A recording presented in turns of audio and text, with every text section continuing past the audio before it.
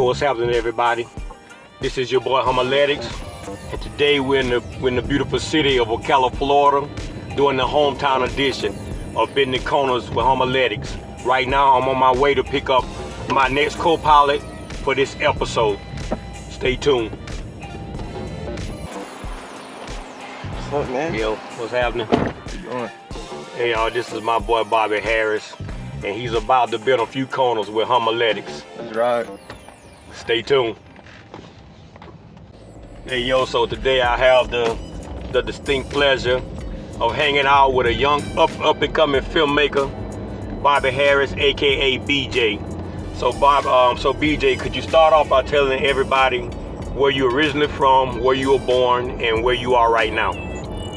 I'm originally from Macon, Georgia. I was born in Gainesville, but my family still lived in Macon at the time. Like, we were just in Gainesville when I was born. Gainesville, Florida. Yes, sir. Okay. So yeah, Macon, Georgia, that's where I'm from.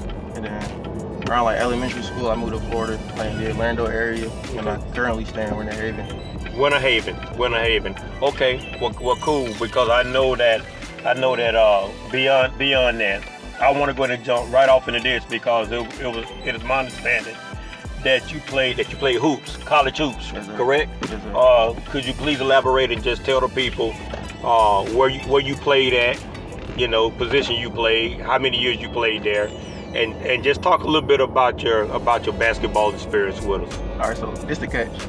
My college, The catch. my college career, it was like a roller coaster ride. So every year, I was at a new school. But I was a Clover graduate, so that kind of messed up everything with the pandemic. Oh yeah, right. I remember that. Yeah, so my freshman year, I was at St. Petersburg College. St. Petersburg College. JUCO, right. Sophomore year, another JUCO, East Georgia State. Okay. The year after that, I was at Fisk University. That's in Nashville. And Fisk. Yeah, you know Kenny Anderson? Yeah, Ken Anderson. Yeah, he was my coach there.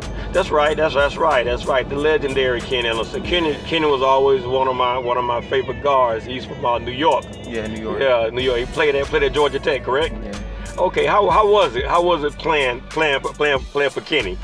It was good. He taught a lot, like even outside of basketball. Yeah. He just teach you about like life and just how to handle yourself off the court and on the court as well. Yeah, he seemed like he's a pretty laid back guy. Yeah. Is he laid back? And one thing I liked about him as a coach is that he just all of his players, he treated them like they're his sons pretty much. Like whenever we're out of town, he making sure to be good, making sure that everybody fed and stuff. Yeah. He treat everybody like a family. And most of all, just making sure that y'all doing what y'all supposed to do, being that student athlete as far as the education portion and making sure y'all going to class, doing everything. You got the grades. I like that, man. Yeah, man. So that's the dream coach, and the dream that all parents want to send their child to play for a coach like that, knowing that child is going to be taken care of whenever they get there to that college. Yeah. Okay. Then the year after I left Fisk, I went to Johnson University. Johnson. Now, where is that exactly? That's in Kissimmee, but they got two campuses. So Okay. I was the one in Kissimmee. Okay. How was it there? It was good. We didn't win that much, but the team, we kind of had like a lot of ups and downs. Yeah. We didn't really like gel together as a team. We had the talent, but talent don't really mean nothing. Right, that's right. The chemistry. The chemistry. Yeah. Okay. And then I got hurt again. Like my knees, I had knee problems and everything. So I had the red shirt. But this is my last year playing college ball. So how many years of eligibility you got? You still got left?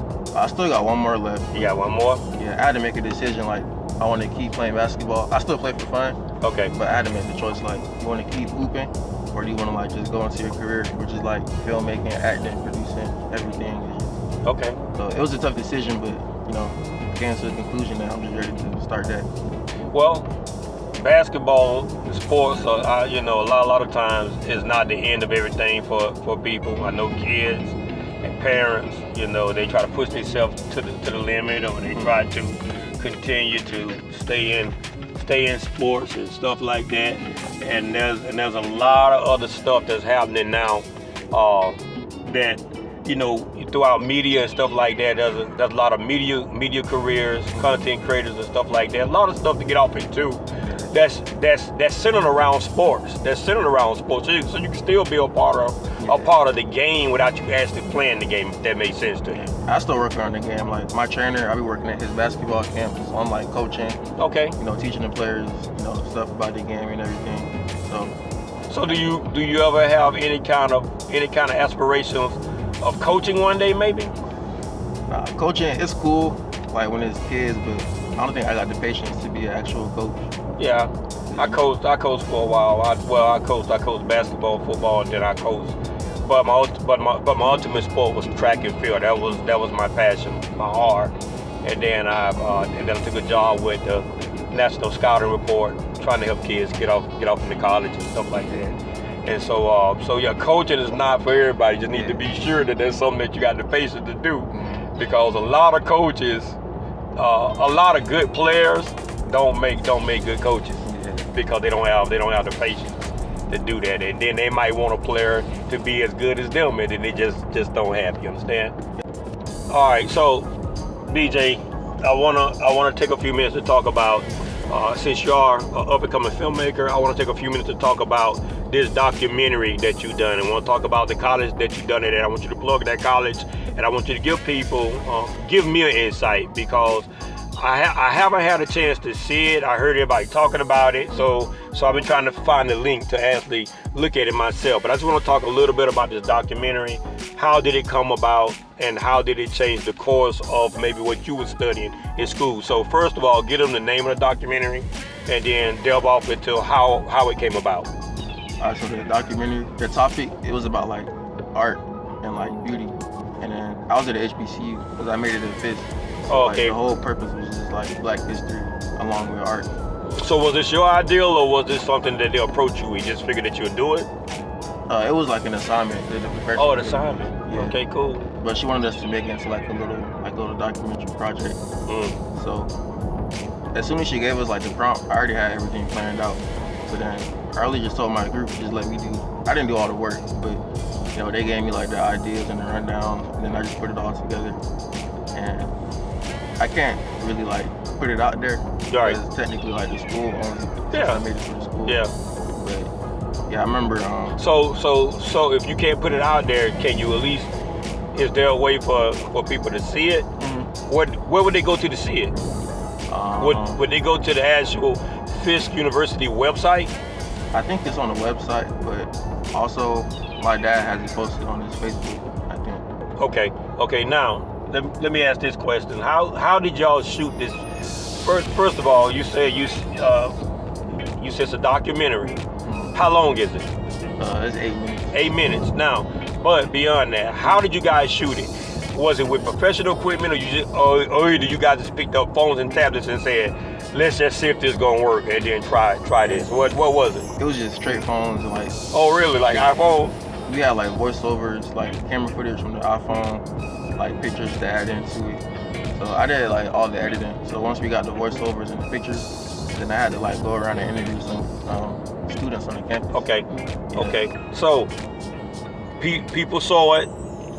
The college got a hold of it, and they was like, "Yo, this is something a little bit different than what kids are actually doing." So, and I didn't think when I made it, I was just doing it for the grade. I didn't think that people were gonna be like, "Oh, this is pretty good." And when my teacher saw it, my professor, that's when she told me. She was like, "You should switch to film."